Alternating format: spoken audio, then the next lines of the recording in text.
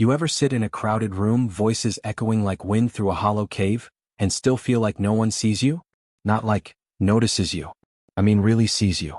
Feels your fire. Hears the scream you never speak. Knows the war you're fighting every single day inside your skull. If that sentence just made your chest tighten, then you're exactly where you're meant to be. Because this video? This isn't for everyone. It's not entertainment. It's a mirror. And most people are too afraid to look into it. But you've always felt different, haven't you? Since childhood. Like there was something off. Not wrong. Just unspoken. Carl Jung once said, "Loneliness does not come from having no people around you, but from being unable to communicate the things that seem important to you." And that is the ache you can't name. The loneliness you can't explain. It's not cured by friends. Not dulled by lovers. Not filled by followers. It's the consequence of depth in a shallow world. And that, my friend, is the curse of the psychologically awake. See, when you begin to awaken, when you start to see the mechanics behind the smiles, the lies tucked beneath politeness, the fears people dress up as virtue, you fracture. Because once you see the truth, you can't unsee it. You try to play along. You mimic the laugh. You nod at the small talk. You perform like everyone else. But deep down, you know you're acting, and that's the first layer of exile. Let me tell you a story. There was a boy, brilliant, sensitive, observant. He watched how his parents spoke to each other with their mouths, but fought with their eyes.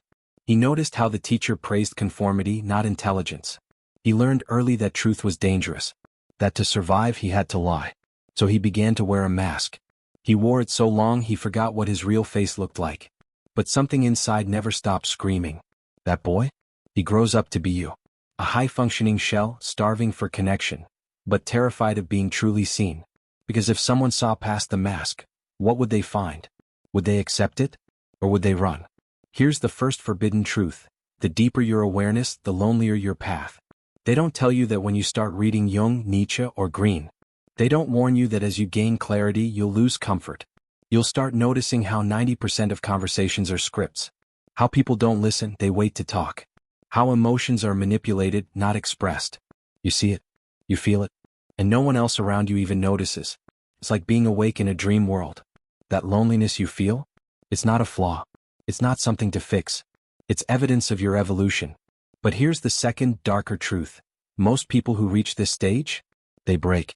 They numb it with dopamine, endless scrolling, sugar highs, porn noise.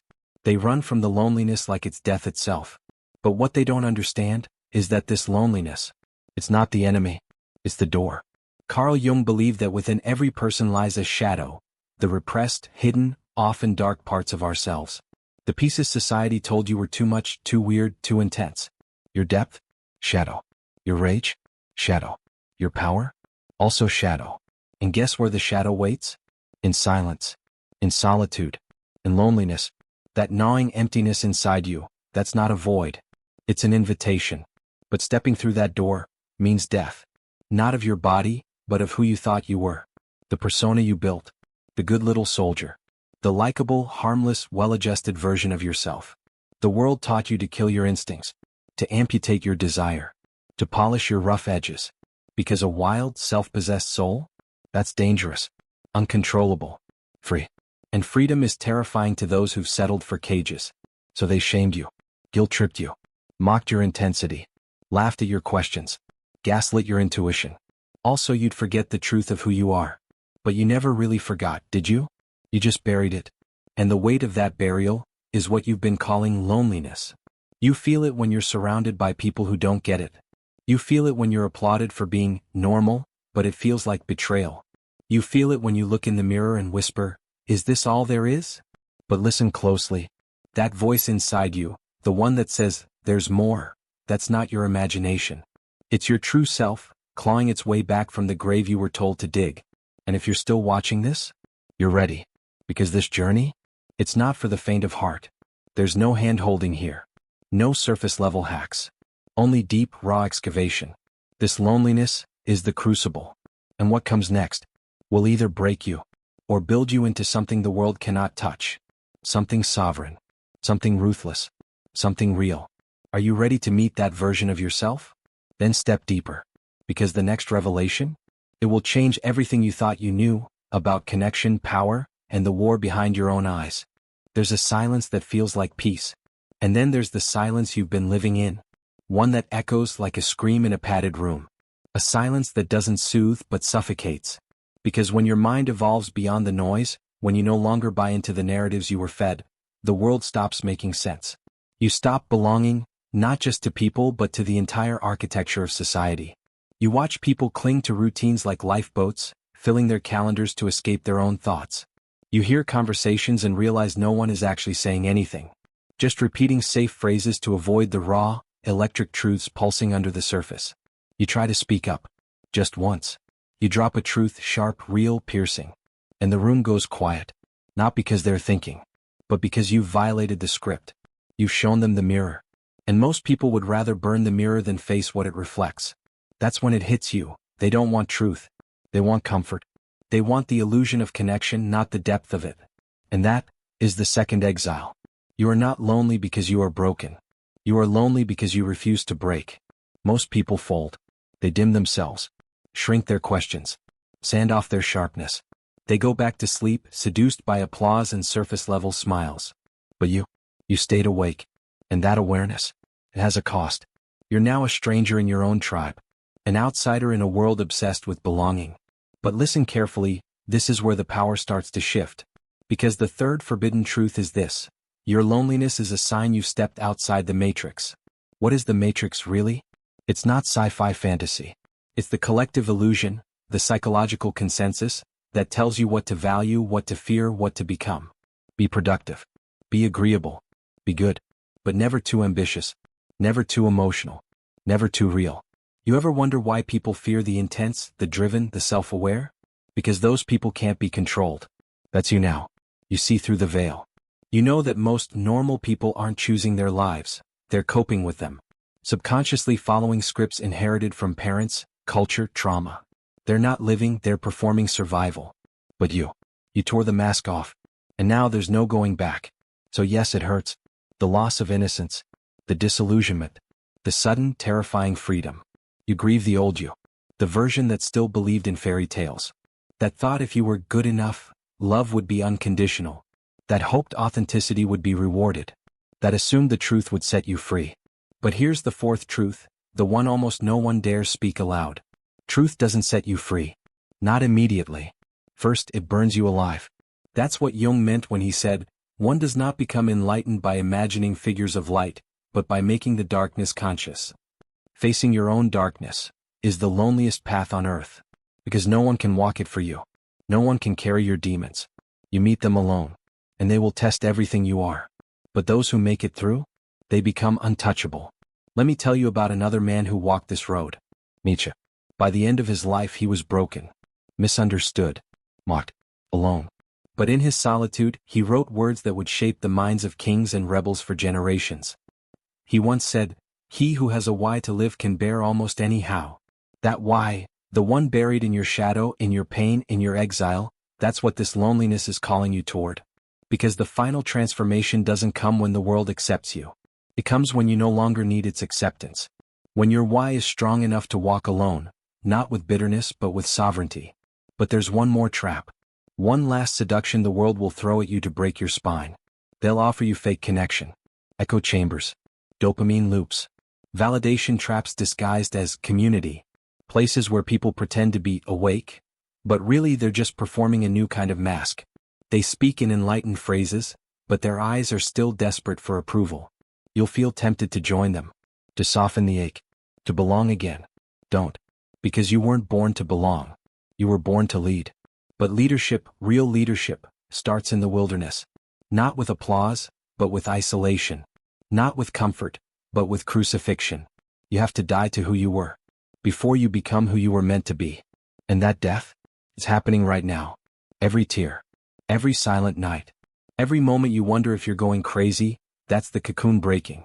That's the old world being torn apart, so a new one can rise in its place. But it only rises if you don't quit. This path isn't for everyone. Most turn back. But you, if you're still watching, you already know. You were never meant for the herd. You were born for the storm.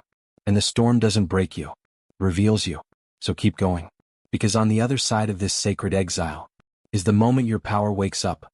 And when it does, The world will never be able to put you back in its box again. Now step closer. Because in the next chamber of your mind, there's something even darker and more liberating, waiting to be unlocked. By now, you're no longer watching this with the same eyes. Something inside you is shifting, burning away the lies you were raised to believe. And what's left is raw, exposed, real. Let it burn. Because what's being destroyed is not you, it's the illusion of you. The masks you wore to survive. The roles you played to feel loved. The cage you called a personality. Carl Jung knew this better than anyone. He spoke of individuation, the process of becoming who you truly are, rather than what the world demanded you to be. But he left out a part. A darker part. You don't become your true self by discovering it. You become it by killing everything you're not. One piece at a time. Let me ask you something brutal. Who would you be without your fears? Your shame? Your obsession with being understood? Who would you be if you no longer needed to be liked? Would you still smile when someone disrespects you? Would you still bite your tongue when truth sets your chest on fire? Would you still shrink to fit in with people you secretly pity? This is the truth most can't handle. The only reason you still feel the ache of loneliness is because some part of you still wants to be accepted by people who will never understand you. And the moment you let go of that, truly let go, is the moment your chains fall off. That's when the real you steps forward. Not the passive dreamer. Not the obedient child. But the strategist. The sovereign. The unapologetic force of nature who no longer asks for permission to exist. This is where you stop being the exile and become the ruler of your inner kingdom. But here's the dark twist. Once you stop needing connection, you start attracting real connection. Not the kind that's transactional. Not the kind that depends on your compliance. But a rare, soul-level recognition, built not on masks but mirrors. Because here's the fifth forbidden truth. Real connection doesn't come when you find the right people. It comes when you become the right person. And that person, they are forged in solitude.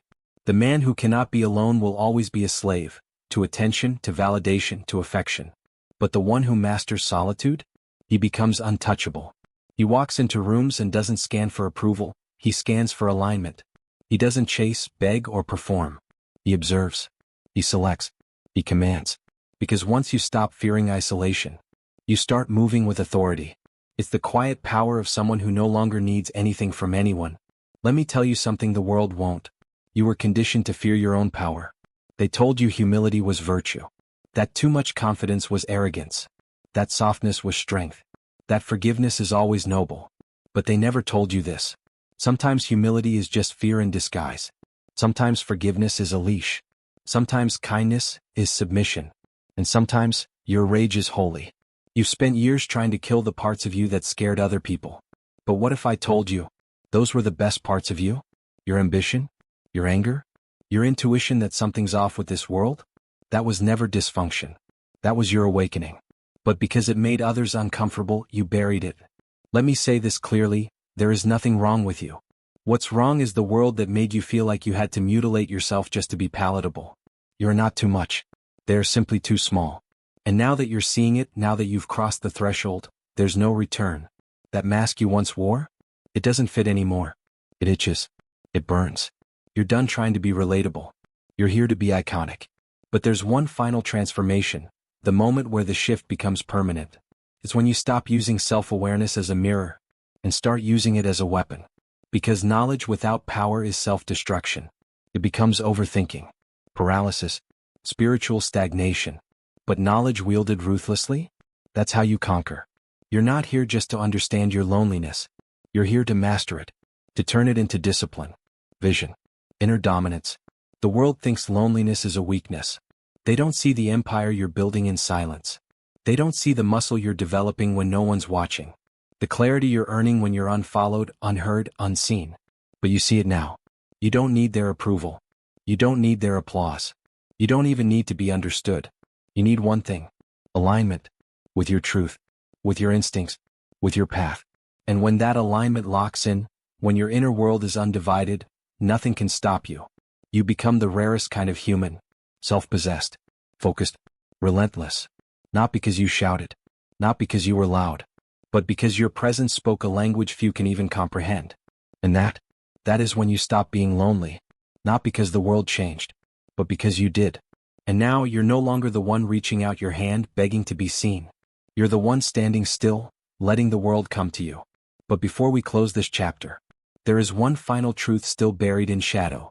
A truth so dangerous, most never speak it aloud. But it's the key to full mastery, and the final doorway to power. You want to cross that threshold? Then take a breath, and step into the end, where silence isn't exile. There comes a moment in your evolution where the silence doesn't hurt anymore. It hums, not with sadness, but with sovereignty. And in that moment, you realize something that changes everything. You were never truly lonely. You were just surrounded by people who could not meet you. Not spiritually, not intellectually, not energetically. They were speaking in whispers and you were thundering. They were dancing in circles and you were walking a straight line through fire. And the final, forbidden truth? Loneliness isn't your punishment. It's your initiation.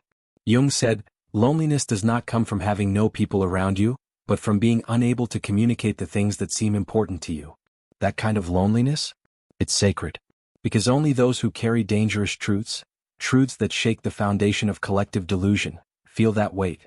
Only those who've seen too much, been broken too many times, refused to kneel when the world demanded obedience. They earned this silence. And now so have you. But here's what no one tells you at the end of this path. It's not the end. It's the beginning. This was never about isolation. It was about preparation. You were being tempered, like a blade in fire. Your silence was not a coffin, it was a forge. Your exile was not rejection, it was selection. The universe stripped everything away, not to punish you, but to purify you. Because what you're about to carry can't be tainted with people-pleasing. It can't be diluted by approval. It can't be shared with those who still flinch at the truth. You had to walk through the dark. You had to taste madness. You had to be shattered so the real you could emerge uncorrupted. And now you walk differently. You look people in the eye and they don't know why they feel naked. You speak less, but when you do, the air changes. You don't chase power. You are power. Because when you stop needing connection to validate you, you become magnetic. People will start appearing. Not the lost. Not the shallow. But the few, the very few, who've also walked the fire. They won't need explanations. They won't ask you to soften. They'll recognize the rage in your stillness. And for the first time in your life, you'll feel seen. But it won't be like before. Because now, connection won't be your oxygen. It will be your art. Something you create, not something you beg for. This is what it means to live beyond the veil. To no longer be a character in the story, but to write your own myth. You don't fit in? Good. You weren't designed to fit. You were designed to stand. To build. To wield truth like a blade. To create new realities by the force of your uncompromising clarity. This is why you felt so alone for so long. Not because there was something wrong with you, but because there was something unclaimed in you. A destiny. A fire. A blueprint older than your name. And now that you've seen it, there is no going back. So here's your final choice. You can numb it, deny it, pretend you're still one of them. Or you can embrace it, own it, and become the version of yourself that no system, no trauma, no expectation could ever contain. The one who leads not by force but by frequency. The one who no longer asks if they're enough. Because they know they're too much for most to even process. And that's the point. You were never meant to be consumed by the masses. You were meant to be felt, like thunder from a distance. Now, breathe. You've crossed the threshold. And when you rise from this silence, from this holy, brutal solitude, you rise with armor made of scars. No longer hiding. No longer hoping. No longer apologizing. You become the thing you once searched for. And they will feel it. So if this spoke to you, if something in your chest is awake now, don't let it die in the scroll. Drop a comment. Share this with the ones who need it. Not the ones who want comfort, the ones who are ready for truth. Like, subscribe. Because this isn't a channel for the average. This is where the exiled kings return. This is where the quiet warriors remember who they are. And if you're still here, you're not watching this by accident. You're here because the world buried your fire, and it's time to set it on fire again. Welcome back, strategist. The throne has been waiting.